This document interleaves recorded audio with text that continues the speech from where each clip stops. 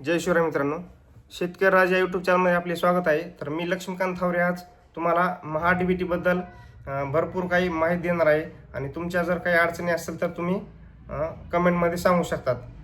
तर आपल्या शेतकरी राजा यूट्यूब चॅनलतर्फे आपण महा-डी-बी-टीची आज संपूर्णपणे पुरेपूर माहिती देण्याचा प्रयत्न करणार आहोत. तर शासनानं एक GR काढला आहे की 9/1/2026 पर्यंत सर्व कृषी यांत्रिकरण या घटकातील ज्यांची निवड झाली आहे त्या सर्व शेतकऱ्यांनी स्वतःचे डॉक्युमेंट अपलोड करून घ्यावे. तरी शेवटची तारीख 9/1/2026 सर्वांनी लक्षात ठेवी. तर त्या तारखेपर्यंत जर तुम्ही डॉक्युमेंट अपलोड केले नाहीत तर तुमचे अर्ज हे पूर्णपणे डिलीट केले जातील. नंतर तुम्हाला काही संधी भेटणार नाही की तुम्ही म्हणता मी 10 तारखेला करतो किंवा 11 तारखेला करतो, ते एक दिवसही देणार नाहीत. 9/1/2026 ही सर्व शेतकऱ्यांनी लक्षात ठेवायची आहे तारीख.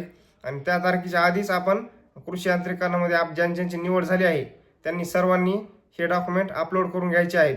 तर शेतकऱ्यांकडून गैरसमज झाला होता की पूर्वसंमती शासनानं वरून बंद केली होती काही काळासाठी. तर पूर्वसंमती बंद असल्यामुळे शेतकऱ्यांनी त्याकडं दुर्लक्ष केलं की डॉक्युमेंट कोणीही अपलोड केले नाहीत. कारण पूर्वसंमतीच बंद आहे तर डॉक्युमेंट कशाला अपलोड करायचे, तर असा गैरसमज शेतकऱ्यांमध्ये झाला होता.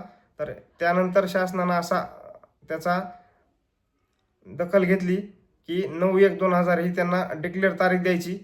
त्याच्या तारखेच्या आतमध्ये सर्वांनी हे डॉक्युमेंट अपलोड करून घ्यावेत, कारण ही तारीख शेवटची आहे. तिथून पुढं शेतकऱ्याचे 10 तारखेनंतर अर्ज हे पूर्णपणे बाद करण्यात येणार आहेत. हे सर्वांनी लक्षात घ्यायचे आहे.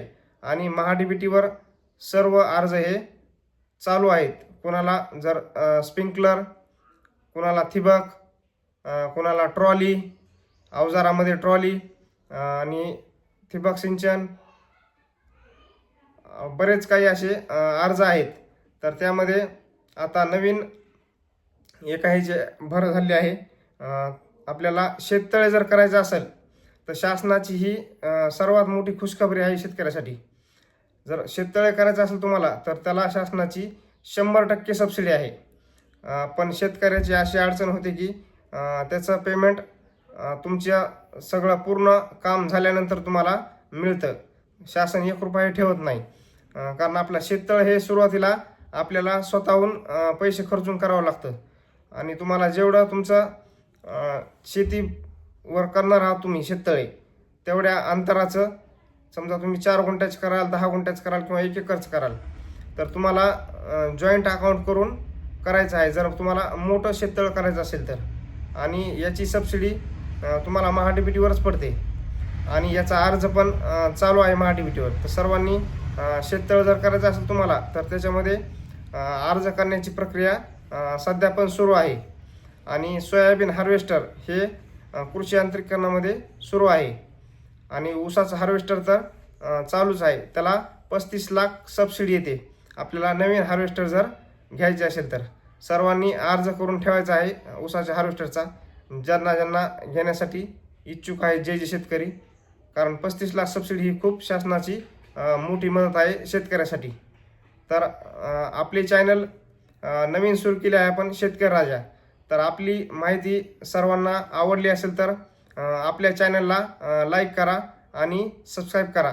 आणि जर आपली काही जर अडचण असेल तर माझ्या मोबाईलवर किंवा व्हॉट्सअपवर तुम्ही आपली काही प्रॉब्लेम किंवा अडचण काही असलं, आपलं काही शंका असली आपल्या मनात महा-डी-बी-टीबद्दल किंवा कुठल्या स्कीमबद्दल शासनाच्या, तर व्हॉट्सअपवर तुम्ही कळवू शकतात.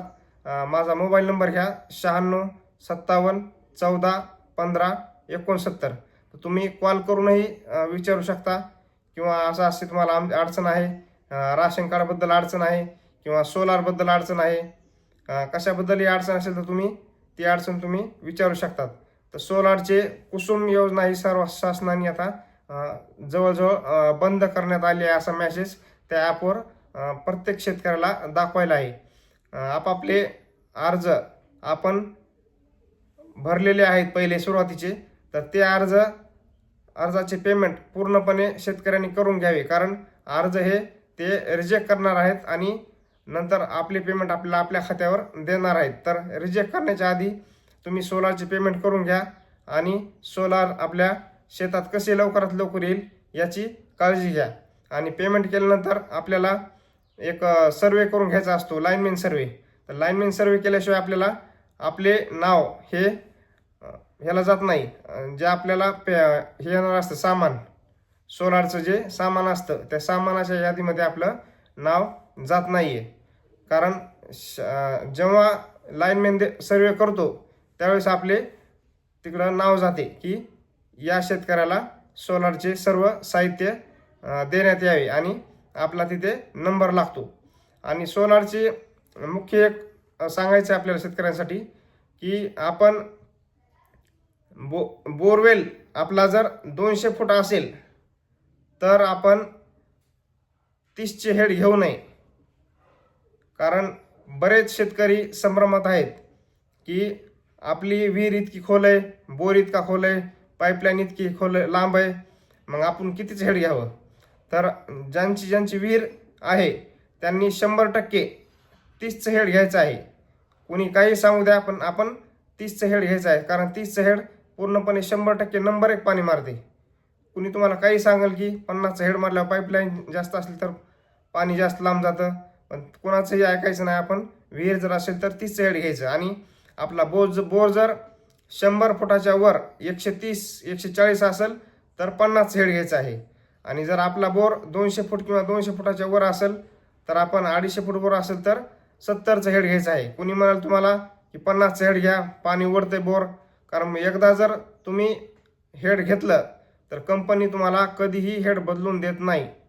हे तुम्ही सर्व शेतकऱ्यांनी लक्षात ठेवायचं आहे. आणि सोलार कंपनीला आपण कितीही तक्रार करा ते आपल्याला हेड बदलून देत नाहीत. नंतर म्हणतात 10,000 द्या, 15,000 द्या, आम्ही तुम्हाला हेड बदलून देतो. आणि ते हेड आपल्याला ते पैसे देऊन बदलून घ्यावं लागतं. आणि आपल्याला ह्याचा लाईनमॅनचा सर्वे झाला की आपल्याला एक फोन येतो की तुमची विहीर किती खोल आहे. तर विहीर सर्वांनी 100 फूट खोल अशी म्हणून सांगायचं आहे. कारण आपल्याला पाईप हा 100 फूट येत असतो. त्यामुळे सर्वांनी विहीर ही 100 फूट सांगायची आहे आणि बोर हा 200 फूट सांगायचा आहे. कारण आपल्याला 200 ते 210 फुटापर्यंत पाईप आणि वायर येत असते. आणि हेड जर विचारलं तर आपल्याला खोलीनुसार हेड सांगायचे आहे. तर सर्वांना आपल्या चॅनलची माहिती आवडली असेल असे मी गृहीत धरतो. आणि सर्व आपले चॅनल